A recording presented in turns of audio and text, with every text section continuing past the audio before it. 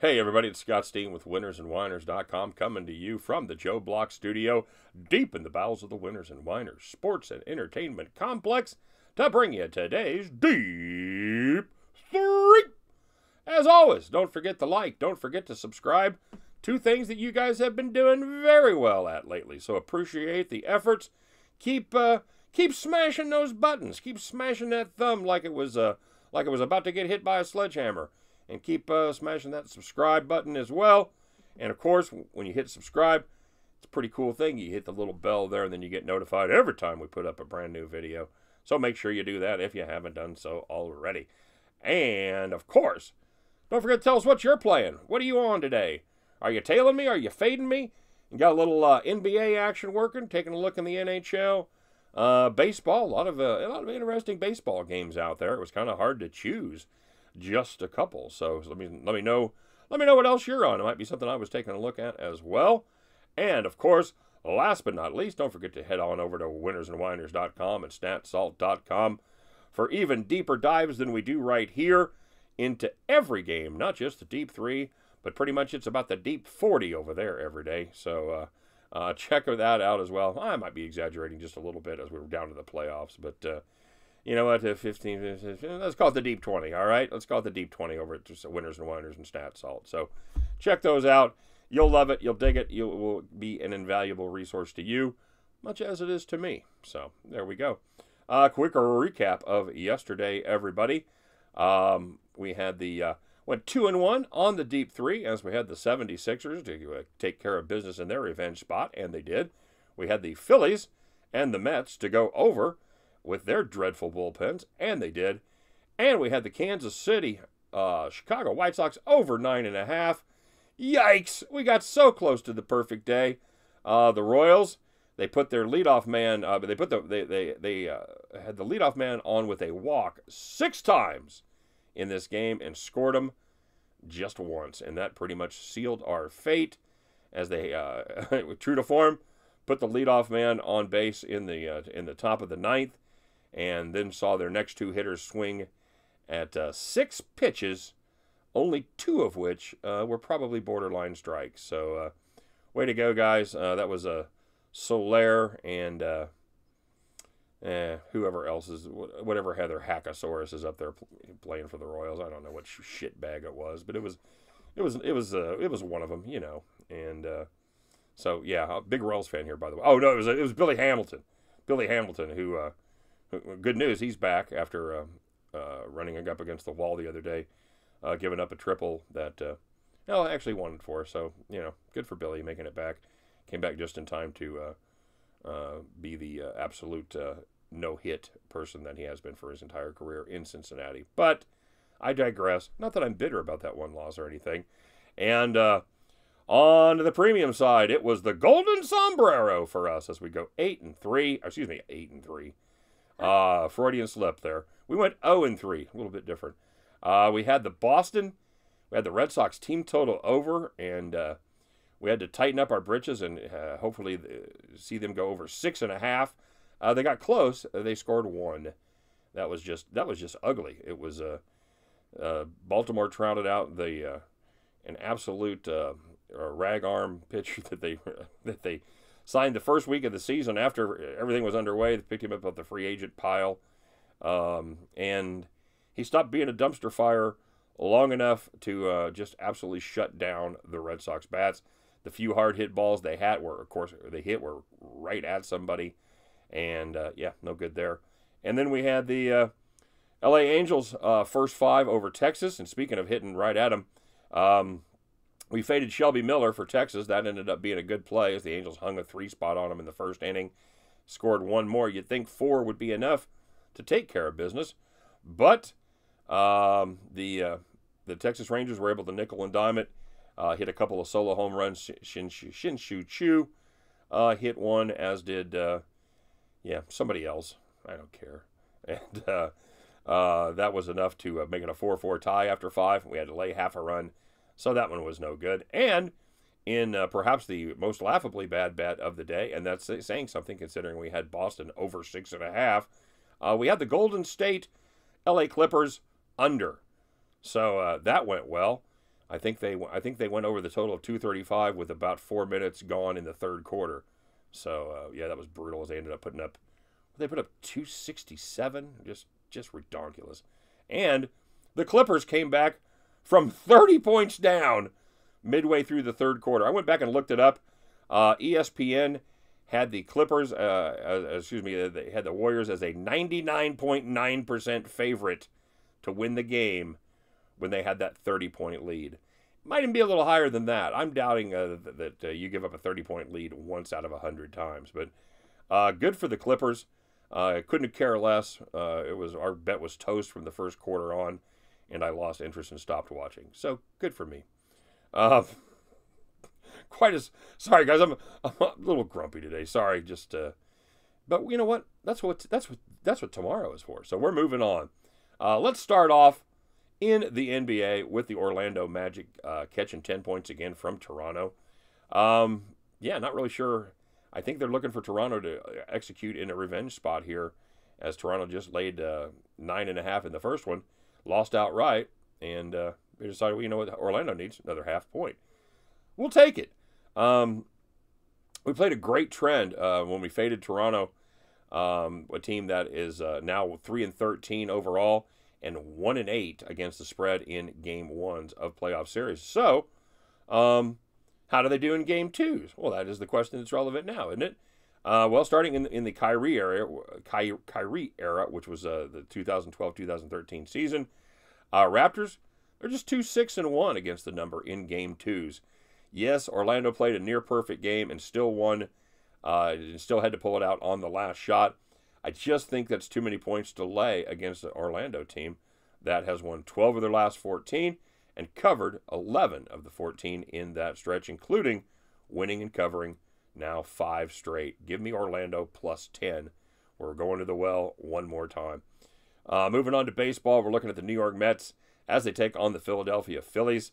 I'm looking at the Mets team total over 4.5 for this one. The number's 9. I'm guessing that's how it's going to come out with 4.5. Steven Matz goes up against Nick Pivetta for the Phils. We got 2 things going for us here in this one. Number 1, we got the Mets offense that is second in the National League in scoring runs. And we have a struggling Nick Pivetta, who is so far in his 3 starts seeing his ERA balloon to 9.45. Throw in a struggling Phillies bullpen and a Mets team that has scored 5 or more in 11 of their 14 games, and I think we have the recipe cooked up for a winner right here.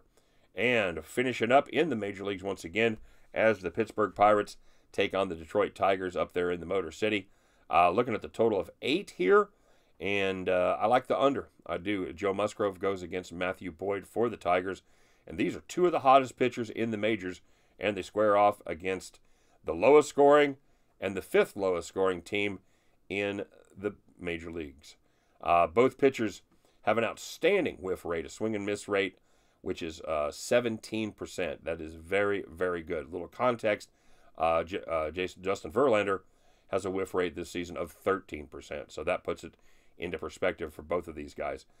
Joe Musgrove has a wipeout slider, while Matthew Boyd absolutely paints the corners with a 4-seamer that is virtually unhittable when it's on and moving. Fewer balls in play, obviously, means fewer hits. Fewer hits, that means fewer runs. I think you know where I'm headed with that. That's exactly what we're looking for when we're playing the under. I really thought this number would be 7.5, but it's not. It's 8, and we'll take that value all day long. Give me the Pittsburgh-Detroit under 8. The New York Mets team total over 4.5 against the Philadelphia Phillies, and the Orlando Magic catching 10 against the Toronto Raptors. And at the end of this contest, we can gather up those winning tickets. You guys can join me as we head back to the window. All right, guys, let's take a look at our shout-outs. First of all, mandatory plug for the premium service. As you see, the premium record up there for our last week. We did very well. Like I said, we fell down a little bit on Monday, but we got plenty of time to recover and have another dynamite week. Check out all of the premium plays. I got a couple different packages available. I got my straight premium plays, and then I have a Major League Baseball package that we put together. Both of them very reasonable in cost, somewhere around $1 a pick. So you ain't going to beat that nowhere, he said, using a double negative. So check out the premium plays. Just follow the link there in the description, or follow that link that you'll see right there. Right there. All right, so moving on to the shout-outs. Man, we had a bunch of guys having some wins today. Hammer and Hank, he had the 76ers over 238. Is that right? 76ers over 238? Oh, how about that? 76ers halftime over 114. I still dispute that 238. I can't believe that's right. But if you hit it over, Hank, nice job, because it did come in with the over. Paulie D, I played Golden State in the first half. That was definitely their better half, Paulie D. No question about it, my friend. I think you had a full game on them too, and that was a heartbreaker. God damn, who thinks they're going to be down 30? They're going to be up 30 points in the third quarter and not be able to cover up a number. Oh yeah, there you go. I'm getting the score right here. 145-123, guys. There you go. I got to be honest with you. When I saw we were way up on that, I didn't finish watching it. Didn't write down the finals. So well done, Hammer and Hank on that. On the over 238 in that one. Cody, he says the Mets over-unders have been the lowest of most games this year, usually hovering around 7. Absolutely. Cody says tail. And you know what happened when you tailed? You won, Cody. Nice job. Yeah, I like that. I like that Philadelphia Mets over quite a bit, man. Yeah, 2 sketchy pitchers and 2 awful bullpens. Just and it worked out that way for us. PMC 05. He had the LA Dodgers money line and the under, and the Dodgers ended up taking care of business there in Kershaw. Although God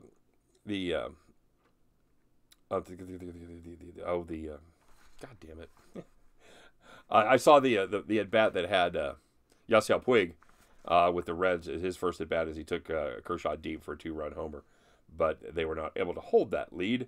Paca D, he had the Brewers, the Jays plus 1.5, and the Dodgers.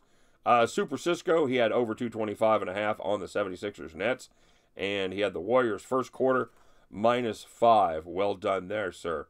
The legendary King, he had $24 on the New York Mets game over 7.5, and he said he also put his streak on the line where he had the game under 7.5. He said either way he wins, since one more win on his 4-game streak, and he gets $25 in free money. So I guess he's doing a contest thing there where you try to put together a little streak of 5. Yeah, you got to tell us where you're playing there, LK. We could all have a little fun, and so you made $24 real money and missed on your free play. Sorry, brother, but you know it's all good. Borno, he had the Mets Philly over 7.5. Kyle Z, he tailed us on our 2 overs, so that was a splitter for him as the Royals again.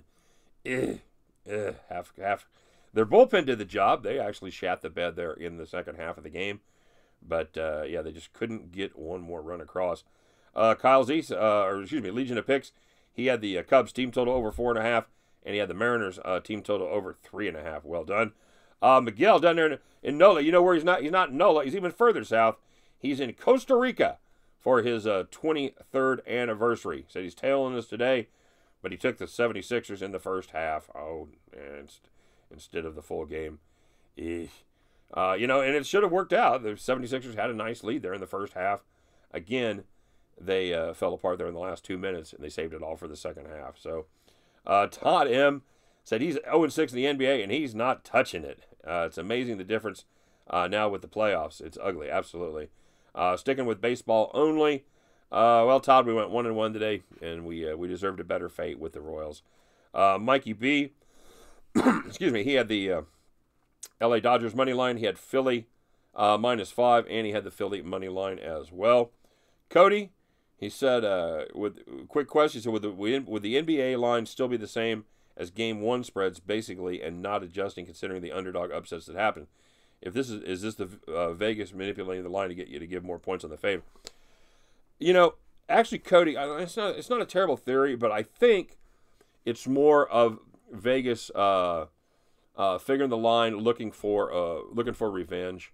I think they know that the desperation factor is going to be high. The home team, the home crowd is still going to be behind them, and they know that it's absolutely ride or die as far as going down 2-0 and headed to the headed to the underdog's home court. So while I am never one to poo-poo the nefarious motives of Vegas, I don't.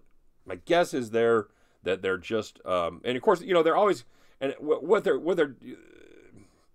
Okay, let me back up. So they're making that number, thinking that's how the public is going to think. Okay, they think the public will be looking for the revenge spot, and a lot of times it comes, and that is the case. If you look to fade underdogs that win the first game, there's a pretty good trends that hold up for the home favorite taking care of business there in the second game. So I think that's already baked in, and I think that's what they're doing with those lines. So there's a long, confusing explanation to a pretty simple question. You're welcome.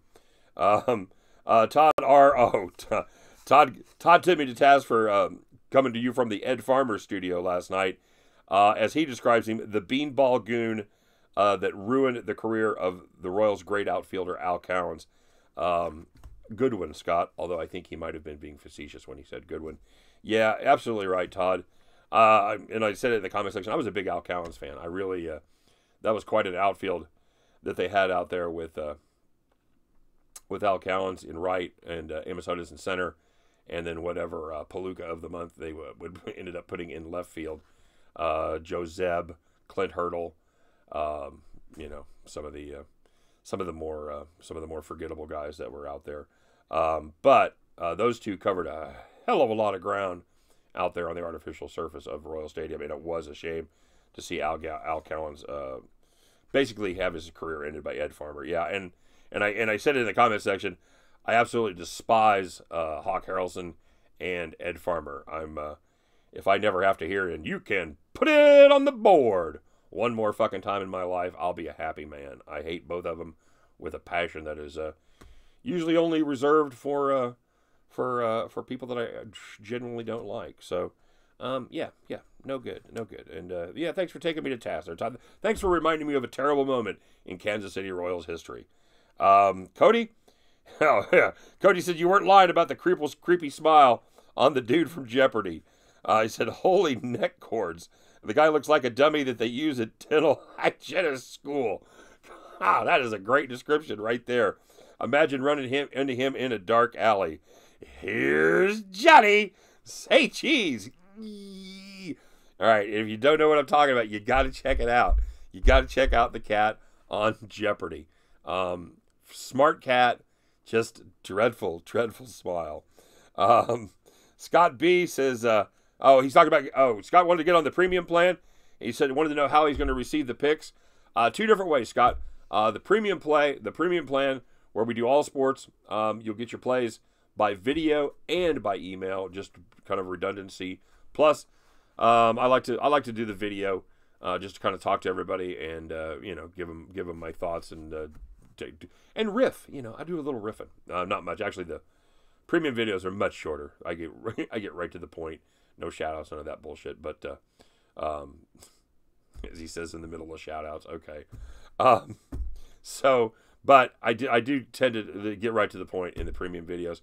And as far as the baseball package, that's going to come via email only. So they didn't want me doing any more videos since I'm doing basically 7 a day.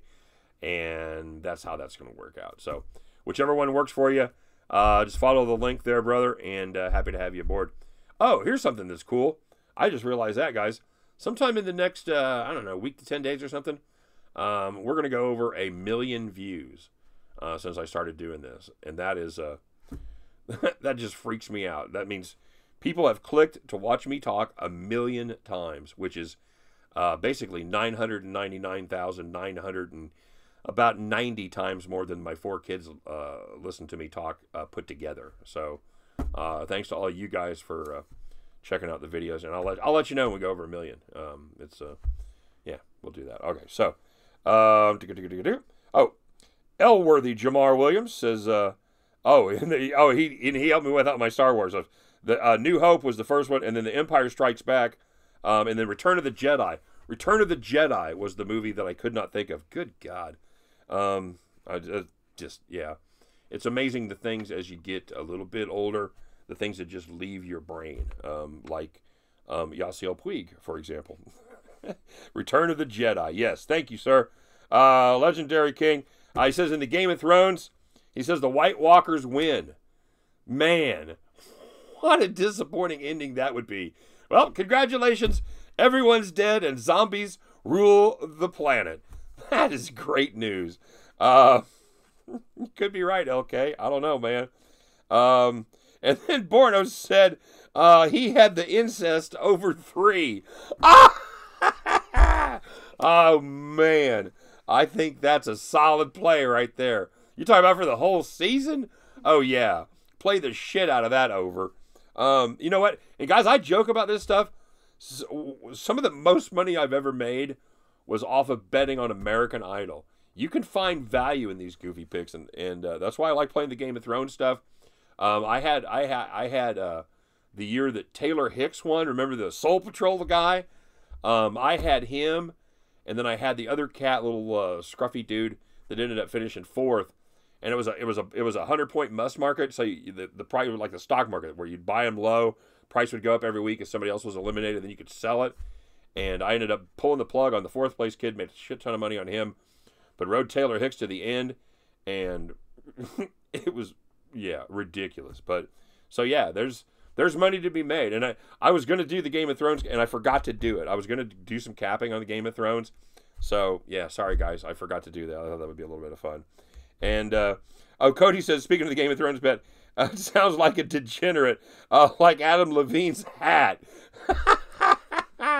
Oh man, it may even be more degenerate than that. At least Adam Levine was at a sporting event. Game of Thrones, no sporting event there. Said gladiator picks are coming soon. Oh yeah, dude. If you can get a line on it, and if I can get an angle, if I can find an angle where I think I have an advantage, I'll bet the shit out of it. I don't care what it is.